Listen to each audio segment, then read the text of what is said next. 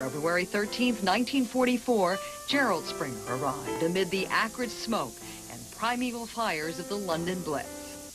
Jerry's assimilation didn't get off to a very good start.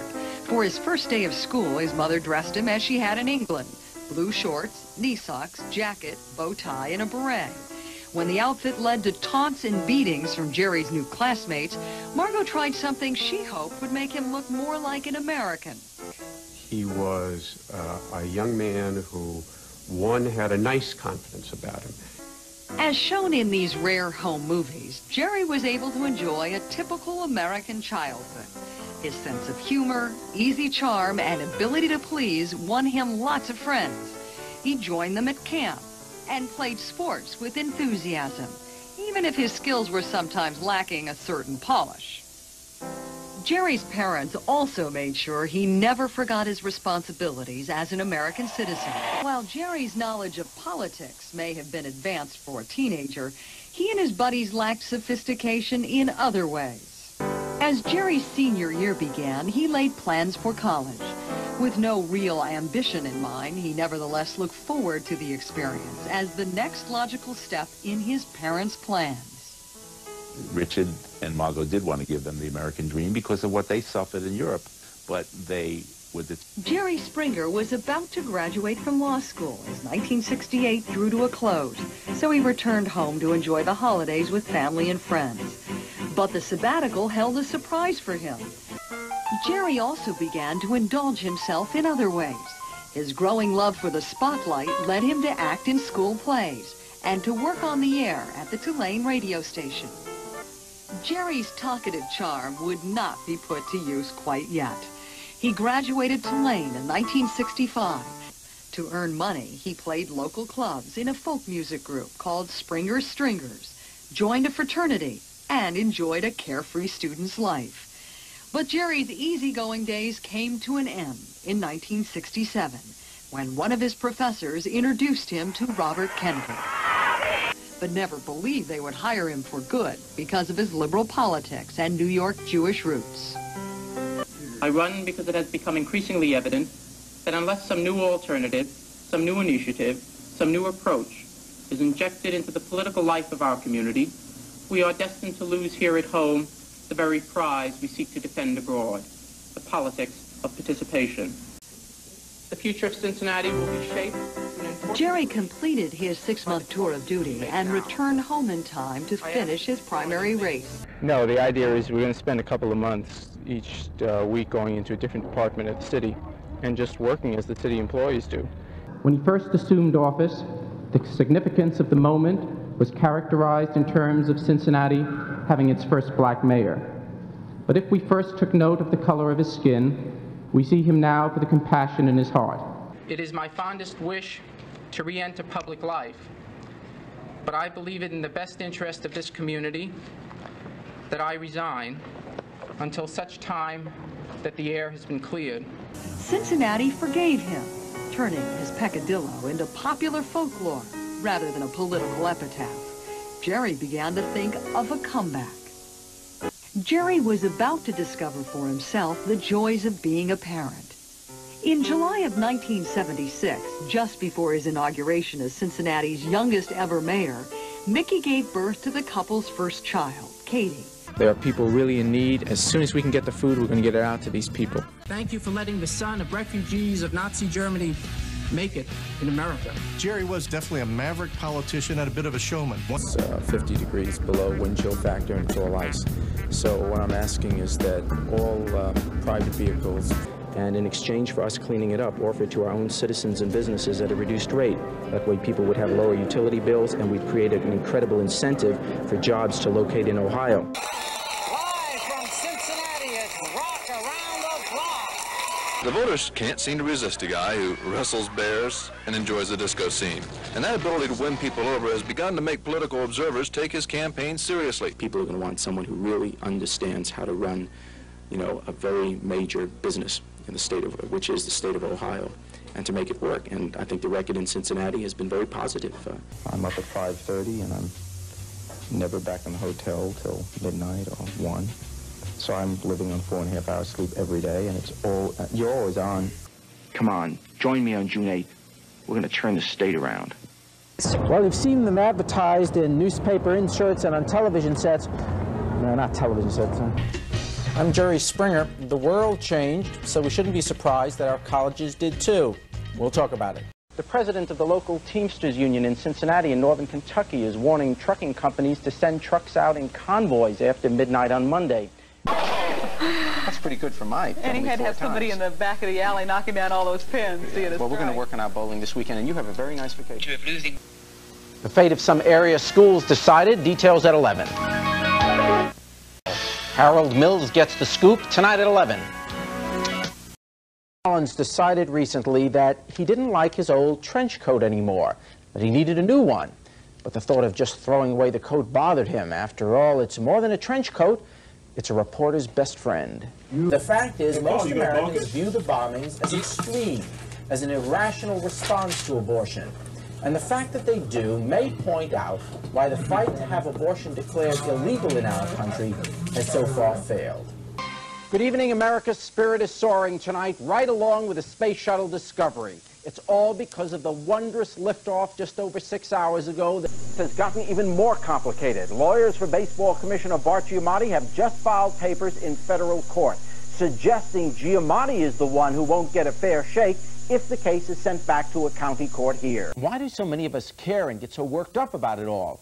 I mean, it's just a bunch of rich kids playing a game, and yet you can't help but notice the incredible impact professional sports is having on our town.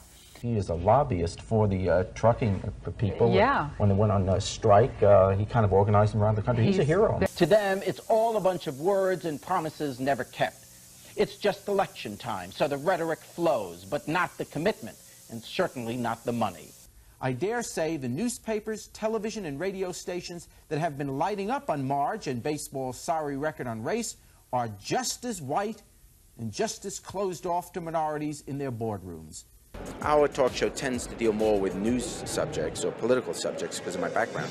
I think what makes our show different is that I'm different. And Phil is different from Oprah, who's different than Sally, who's different than me. Seeing all the negatives that society heaps upon those who only sleep with their own gender, how can we possibly conclude otherwise than that if someone says she's a lesbian, it can only be because in the deepest recesses of her being, uncontrollably, she is. If the public wants to protect itself from AIDS, getting it, for example, through sex, then simply as an individual you say, I will not have sex with someone I don't know, I won't have sex unprotected. You can protect yourself. You don't need a policy which says everyone has to say what... I don't think you can stay honest in politics if you make it your career.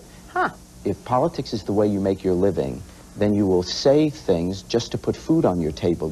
Till my death, I will tell you that the fighting that you see on our show in no way ever, ever, ever glamorizes violence. Just the opposite. I think that's fair.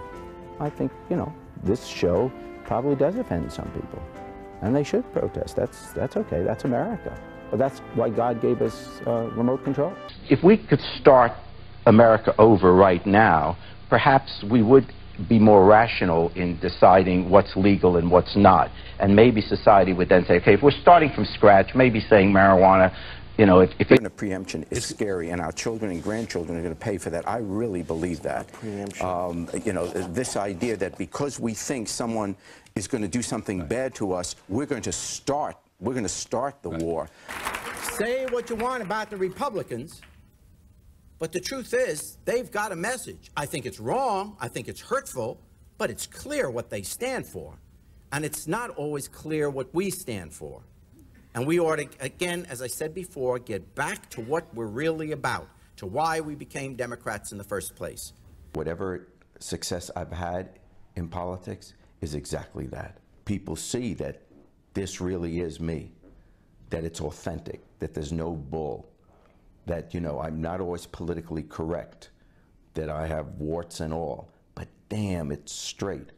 We were trying to raise money for the 1980 Olympics, and every minute we could stay in the ring, we would raise several $1,000s. Second round, I tapped the bear on the nose. Boom!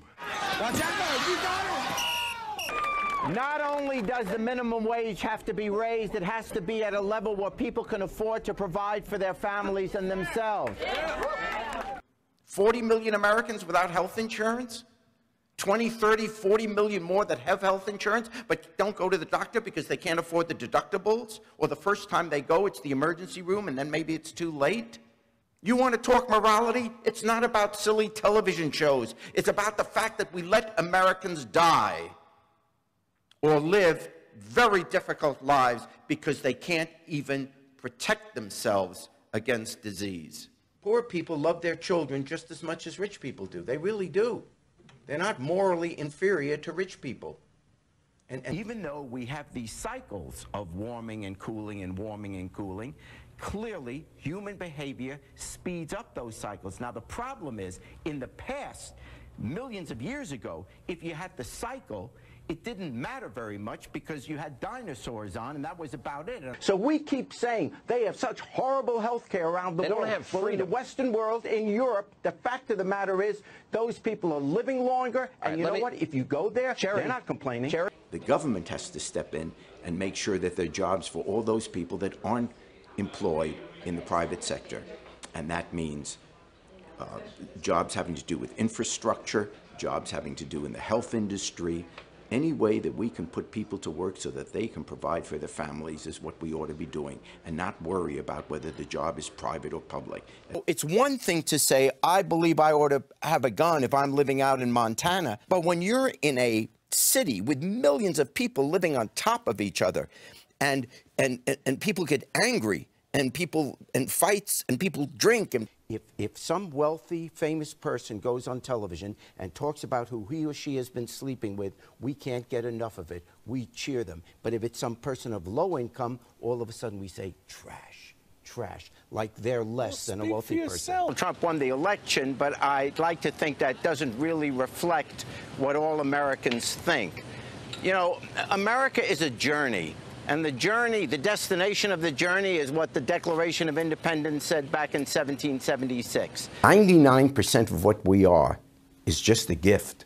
And under any moral ethic, whatever your religion is, you say thank you. And the way you say thank you is by giving something back, by doing something for other people, by treating them well, to realize that could have been me. So of course I'm going to try to help a refugee. Of course I'm not going to make fun of someone because they're not as smart as I am, let's say, or whatever. But what about the guy that's picking up the garbage, driving the truck, doing the really hard, sweaty work? You think that guy's not working harder than I am?